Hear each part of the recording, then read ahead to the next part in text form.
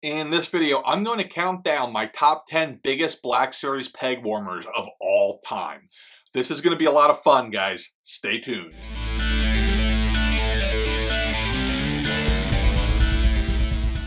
What's up, friends? Welcome back to the channel. Welcome back to Nerdzoic. If you're new here, welcome, my nerdy friend. My name is Matt, and this is Nerdzoic. On this channel, you'll find my patent-pending blend of action figures, nostalgia, and just general nerdiness. If you dig that sort of thing, go ahead and hit the subscribe button and come back every Tuesday and Thursday at 10 a.m. Eastern Time for a new video. Peg warmers. We've all seen them, grouped all together on one peg while the rest of the Black Series pegs remain completely and eerily empty. Days turn to weeks, weeks to months, and yet, here they still sit.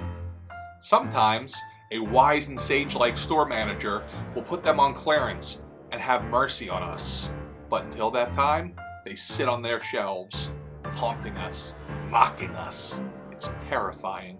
Alright, so what is a peg warmer? So a peg warmer is a figure that's been sitting on the shelf so long that at this point, all it's doing is keeping the shelf warm, hence the name peg warmer. Peg warmers are usually the figures that nobody wants, so it's often obscure characters that collectors either don't want or already have, and kids are like, I don't want that. So they sit there. As a collector, that's a problem, because as these peg warmers clog the shelves, the store employees don't have a chance to say, that shelf's empty, I should put new toys on it. Leaving us in a bad spot. That's what this video is. I'm going to count down the 10 biggest Black Series peg warmers that I've seen.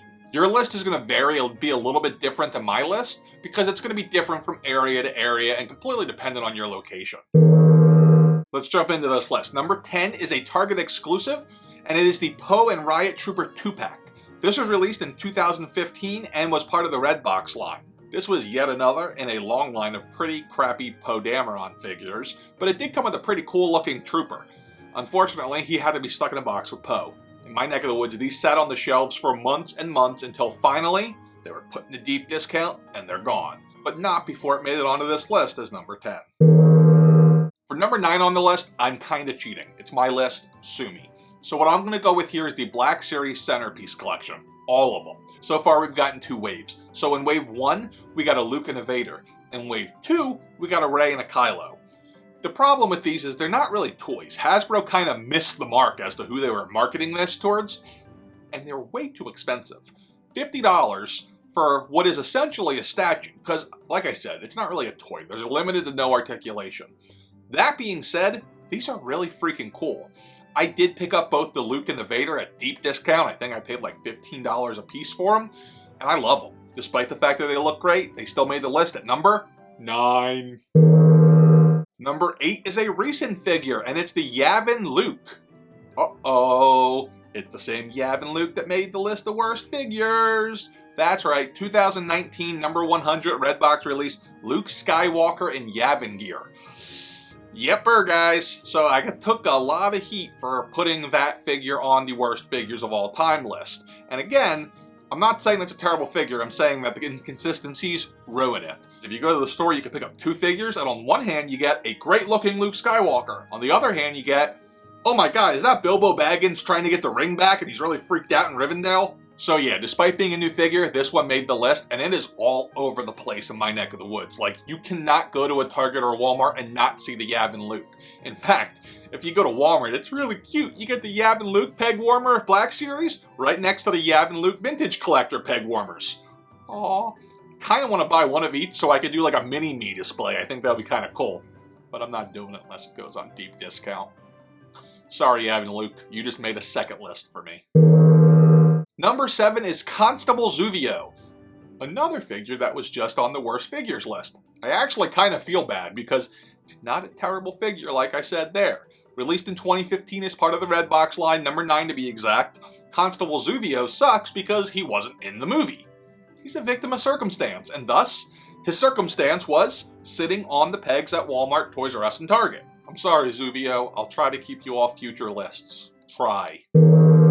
Number 6 is the DJ from 𝐂𝐃𝐄𝐒 figure. This was released in 2018 as part of the Red Box series, and it was number 57. This character is from The Last Jedi, and honestly, every time I see this, it just makes me angry. I'm not sure if I'm more angry that it's clogging the pegs, or that the character exists. I hate the entire casino Canto Bite sequence. I hate it. It's completely unnecessary. It's almost as if Rian Johnson got the movie done and he's like, all right, cool, what's the runtime, 220? And they're like, hour 50, sir. And he goes, oh no, we gotta come up with something else. Hey, Jimmy, what was that you were telling me about the racehorses and we can do this whole animal activism thing? You think it can fill 29 minutes? Let's make it happen. And thus, we got DJ. I'm digressing, I apologize. But I gotta continue. So if you needed to keep the Canto Bite scene in there, why couldn't the Master Coldbreaker have been someone cool? Like, what if it was actually Lando when we find out that his post-Cloud City job is actually picking locks? Benicio del Toro was actually pretty good in this role. It was just, again, pointless. And he's still at my target. Number 5. Ho, number 5. Number 5 is Finn Jakku. So this was number 1 of the Redbox releases back in 2015. He came out at Midnight Madness for The Force Awakens. I remember it well because I couldn't get him and I was pretty upset about it the first night. I got just Chewie and maybe Rey that night, I think. I'm trying to remember. I went to a Toys R Us and a Walmart and it was mobbed. The next day I went to a Kmart and Kmart doesn't stock their shelves because Kmart sucks.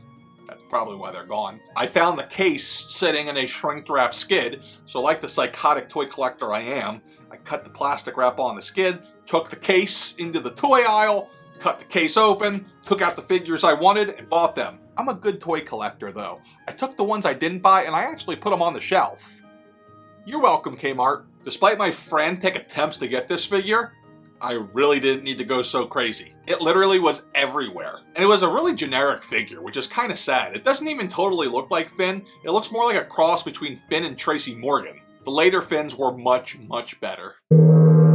Number 4 on our list is Rose from The Last Jedi. So this is a Redbox line figure, number 55 to be precise, and was released in 2017. Both this figure, this character, and the actress who played her have taken a lot of hate from the fans because, well, The Last Jedi wasn't that great, and this character wasn't that great. But I do want to say this.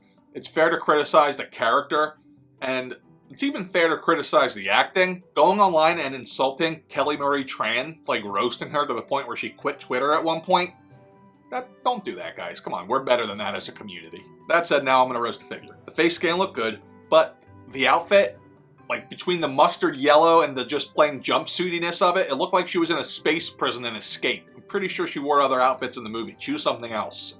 Anything else. Coming in at number 3 is Cassian Andor, released in 2016, part of the Redbox line, figure number 23. This character is from the Rogue One movie, and actually he has his own series coming out on Disney Plus soon. If the way this figure sat on the pegs is any sign about the popularity of the character, then Disney Plus is in for a rude awakening when this hits. The figure itself isn't terrible, and it probably makes good custom fodder. In fact, I feel like it looks similar to a Hoth Trooper, but it was literally everywhere. The number 2 spot belongs to Moloch, which is a Target exclusive that each of my local Targets each have about 24 of at the moment. This was released in 2018 as part of the Redbox series. It's a deluxe figure. As I said, it's a Target exclusive, and the character is from the Solo movie. Seriously, if you're going to give us a deluxe figure from the Solo movie, how about we get Darth Maul? Oh, sorry. Spoiler alert. Darth Maul might be in Solo. Might be. It's been out for like 2 years. If you haven't seen it yet, that's on you, not me, guys. Sorry. Currently, Moloch's sitting on a shelf for 50% off at my Targets. The question is, how low can they go?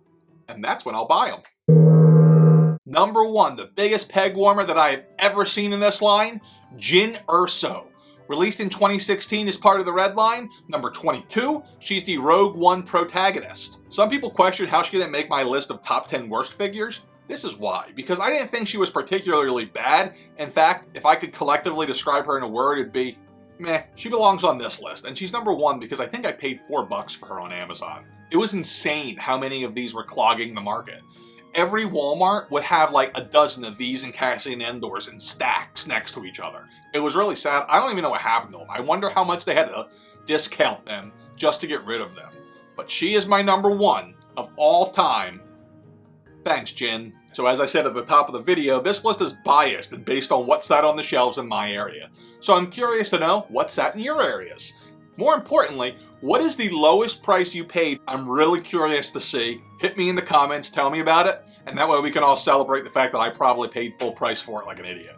Looking at you, Zuvio. Looking at you, Finn. To see more countdown videos, check out the playlist. I'll put a link right here. And if you're new to collecting and you're still trying to figure out what you want to collect, I made a video recently about the best figure lines that are currently out. I'll put that one up here. And as always, if you're not a subscriber, what are you waiting for? Hit subscribe. I'll see you guys on another video soon. Stay cool. Stay nerdy.